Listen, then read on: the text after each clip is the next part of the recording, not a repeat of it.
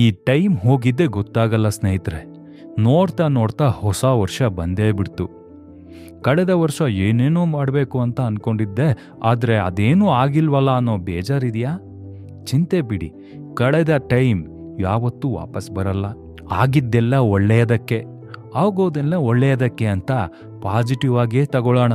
ಹೊಸ ವರ್ಷಕ್ಕೆ ಹೊಸ ರೆಸೊಲ್ಯೂಷನನ್ನು ಬೆಳೆಸ್ಕೋಬೇಕು ಅಂತ ಇರೋರು ಈ ವಿಡಿಯೋನ ಮಿಸ್ ಮಾಡದೆ ಕೊನೆ ತನಕ ನೋಡಿ. ಸ್ನೇಹಿತರೆ, ಹೊಸ ವರ್ಷಕ್ಕೆ ಹೊಸ ಅಭ್ಯಾಸ, ಹೊಸ ಹವ್ಯಾಸ, ಹೊಸ ಕಲಿಕೆ, ಹೊಸ ಜೀವನ ಶೈಲಿ, ಇದು ನಮ್ಮ ಮಾನಸಿಕ ಹಾಗೂ ದೈಹಿಕ ಆರೋಗ್ಯಕ್ಕೆ ತುಂಬ ಮುಖ್ಯ. ಒಳ್ಳೆ ಜೀವನ ಶೈಲಿ ಅಂದರೆ ಏನು? ಹೇಗೆ ನಾವು ಅದನ್ನು ಕಲಿಯೋದು? ನಾನು ಅದರಲ್ಲಿ ಸಕ್ಸಸ್ ಆಗ್ತೀನಾ ಅಥವಾ ಅರ್ಧಕ್ಕೆ ಬಿಟ್ಬಿಡ್ತೀನಾ?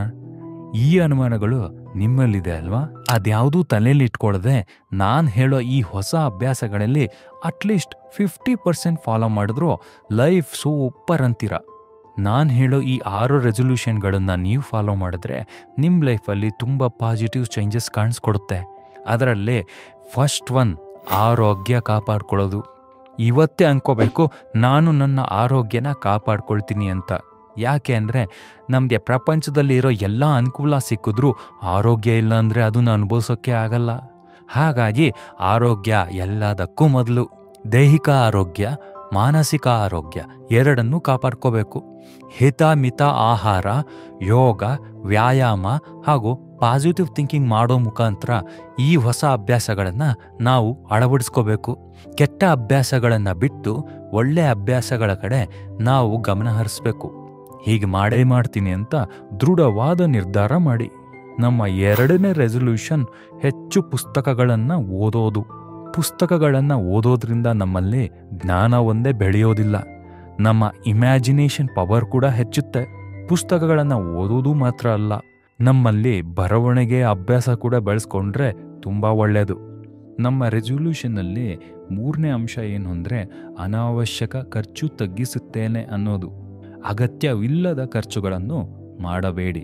ನಮ್ಮ ಹೊಸ ವರ್ಷದ ರೆಸೊಲ್ಯೂಷನ್ಗಳಲ್ಲಿ 4ನೇದು ಪರಿಸರವನ್ನು ಸಂರಕ್ಷಿಸುತ್ತೇನೆ. ಪರಿಸರ ಸ್ನೇಹಿ ಕಾರ್ಯಕ್ರಮಗಳಿಗೆ ಪ್ರೋತ್ಸಾಹ ನೀಡುವುದು ಹಾಗೂ ನಾವು ಪಾಲ್ಗೊಳ್ಳುವುದು. ನಮ್ಮ ರೆಸೊಲ್ಯೂಷನ್ನಲ್ಲಿ 5ನೇ ಪಾಯಿಂಟ್, ಇತರರಿಗೆ ಸಹಾಯ ಮಾಡುತ್ತೇನೆ. ಹೌದು ಫ್ರೆಂಡ್ಸ್, ಇದು ನಾವೆಲ್ಲರೂ ಅಳವಡಿಸಿಕೊಳ್ಳಬೇಕಾದ ಅಭ್ಯಾಸ.